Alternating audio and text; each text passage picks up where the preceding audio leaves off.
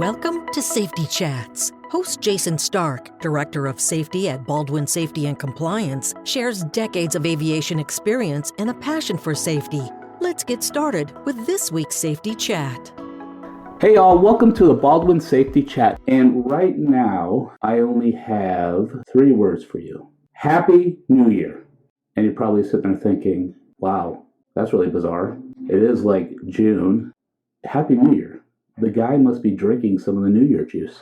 When actually I just want to say Happy New Year because what's usually associated with New Year's is usually you have these campaigns, personal campaigns, if you will, resolutions as they're called, where people set out to do things, where they set out to create goals, and they create goals for themselves, whether it's around health or financial. And being 6 months or so into this year, I think it's a good time that we kind of revisit the fact, how is our organization doing in terms of establishing objectives? How are we doing?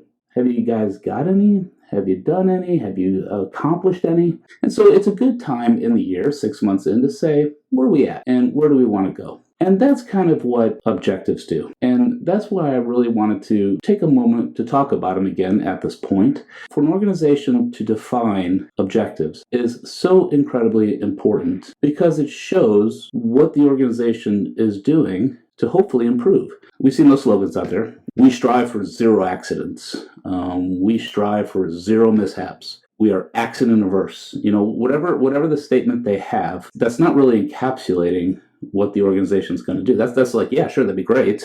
Is it possible? Probably not. And to say we strive doesn't really give me a warm fuzzy that we're rolling up our sleeves and doing work to improve things.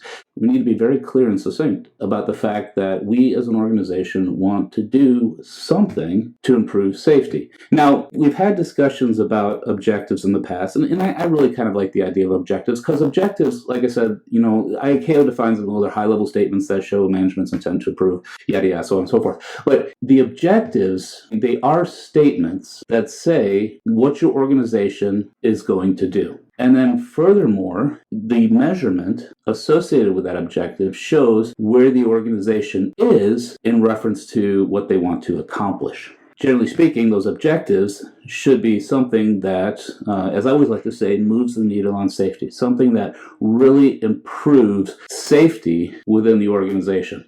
And we can get back into the definition of safety. Safety, you know, what safety 1, safety 2, safety 1 being, you know, freedom from risk or reduction of risk to what's reasonably acceptable. And then, you know, safety 2 has this definition that its defenses in depth, and I'm really broad brushing there. Doesn't matter. The organization is doing something that is helping to ensure everybody goes home at night. And there's nothing more rewarding than that. So when we write our objectives, you know, you've heard the acronym SMART, you know, they're specific, measurable, attainable. For R, I say rewarding, and then they're time-bound. So they have an expiration date when we're going to do this by. And not to get into the weeds on this, but it's important, especially for those first 2, that the objective is specific. The objective is something you can measure. So when you say, we want to improve safety, well, that's pretty vague. I don't even know how you measure that. So we want to be very specific. What is it that you want to do? We need to spell out a certain thing, campaign, tool, whatever it is that we want to implement, create, whatever. We want to spell that out. When we get into the types of objectives again, and I know we've talked about this in the past, but you have these objectives that are aimed at outcomes, like you're reducing a certain event or you're increasing a certain activity. And then you have these objectives that are aimed at improving processes and capacity within the organization.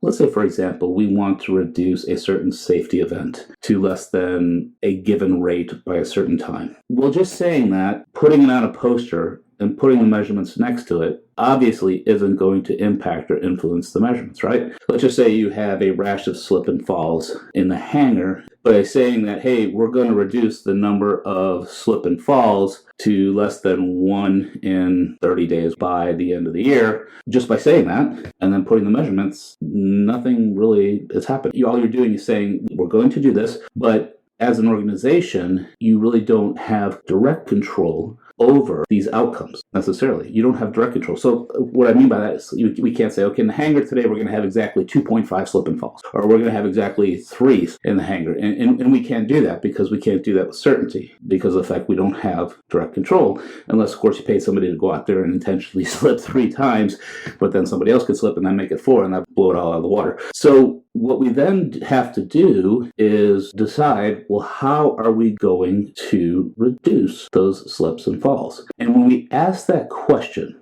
how are we going to reduce this bad thing? Or how are we going to increase this good thing? When we ask that question, we're already stepping into the realm of organizational improvement. We're saying we have something going here. How do we do something to move it more positive?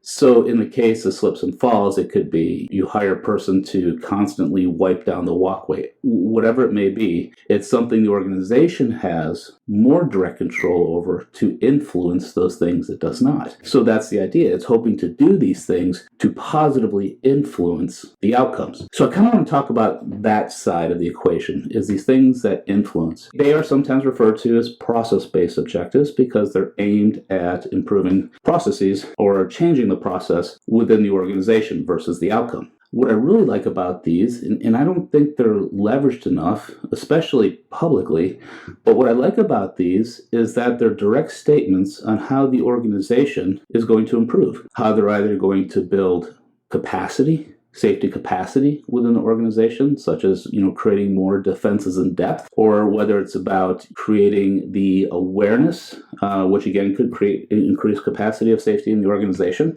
But these are things that the organization is actually going to roll their sleeves up and do. So again, when we address an outcome, when we say we want to reduce the number of misfuelings on the line, that doesn't imply the organization is going to do anything. It just says it wants to reduce it. It doesn't say how, it doesn't say what it's going to do.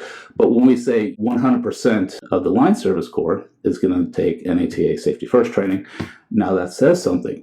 And when we do those process-based objectives, what that generally means is that the organization now is expending resources. If we get a framework under safety policy and objectives, when we talk about leadership has to commit to the resources needed. And that's basically what it's all about. So he has to, or she has to commit the resources in order to improve. So when we have these process-based objectives, we'll call them, or these objectives to build capacity, or these objectives that the organization has direct control over, what we're doing is we're saying the organization is actually expending resources to improve safety in the organization so that everybody can go home, so that we can protect assets and people and protect our public. And that's a huge deal. When I work with organizations, I see more of the outcome-based. And I don't know if that's a function of the industry standards out there. And not saying that those aren't important, but we have to remember that we also have to show, what we're going to do about it. So at the 6-month point, I say we look at what can we do? What is something we can do as organizations to improve safety? You may be doing it, but maybe you haven't formalized it. So maybe some of you are in the process of implementing new software because you want to increase the effectiveness of data capture and analysis in your organization.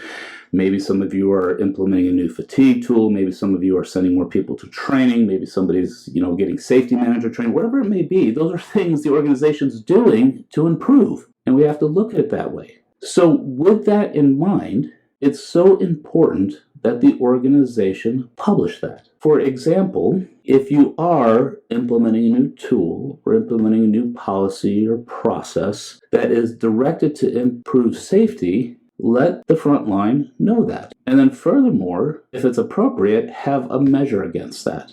So if it were the case that you are going to implement like a new fatigue tool, for example, if it's something that can be broken up in stages and to show progress when it's fully implemented, from when you first acquire it to it's fully implemented, that is a measurement that you can put next to that objective. We want to fully implement this fatigue tool into operations by, say, August 31st, 2022. And then under each week or month, you show the progress towards that. Now that seems so trivial, I know, but it makes a huge difference on the front line. And we've been at these organizations where you may hear around the water cooler, as it were, that my organization's going to do this, or supposedly we're getting this new tool, or supposedly we're getting this new training. And we never really know. But when you can put it out there in public where everybody can see it, this is what we're going to do. One, you're drawing that line in the sand.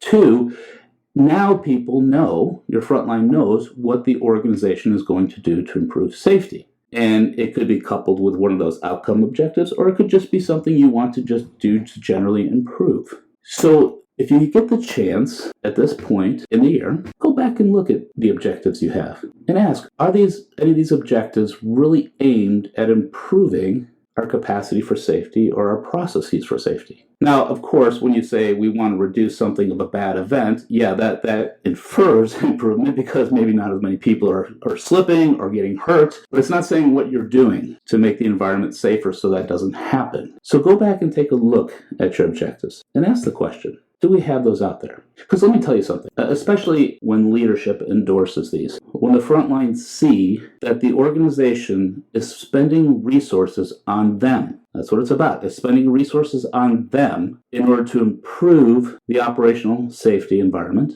then there's this thing called social exchange where I see the organization doing something for me. I am more likely now to go do something for the organization. And that's a great place to be. It's not meant to be manipulative. It's showing the organization cares about its people. And generally, when you're cared for, it's easier to care back, so to speak. So especially now, if you write what you're going to do and you're showing progress to it. So it could be just as detrimental if you're saying you're going to do something and then it just lingers up there on the board or the screen or wherever you publish your objective and it never gets done and never gets updated. That's a very bad signal too. So if that's happening, change it or say, get rid of it. Say you're not going to do it. But when you say you're going to do something, do it. Show the measurements towards it and you'll see how people will be very inclined to give back to the organization. And when we talk about things like safety and citizenship behavior, which we've discussed in other podcasts, that becomes very important to develop those safety citizens. Those safety citizens need to have an inherent motivation in order to improve safety. And when they see the organization is doing for them, they develop this motivation to do back to the organization in a positive way. So that is my pod for this week. So Happy New Year. Take a look at those objectives. See if you need to create some more. Look at those process-based ones, those ones that are meant to improve the environment, those ones that the organization has direct control over to improve processes or programs or whatever it may be. Are you doing those? And if you are, document them. Put them out there for everybody to see. And let them know that you as an organization, you do care. So thank you so much for listening. Would always appreciate when you listen. Give us any remarks that you have. Thank you, and stay safe. This podcast is brought to you by Baldwin Safety and Compliance, the leader in safety management for the transportation industry. Since 2004, Baldwin has been providing state-of-the-art solutions and 24/7 support to the aviation and transportation industries. Baldwin's clients include all sizes and types of transportation operators. Baldwin provides safety and related business services to commercial and non-commercial transportation operators, medical transporters, FBOs, MROs, airports, flight schools, UAS operators, firefighters, OEMs, ground transport operators, and others. Visit BaldwinSMS.com to discover how Baldwin can enhance your organization's safety program.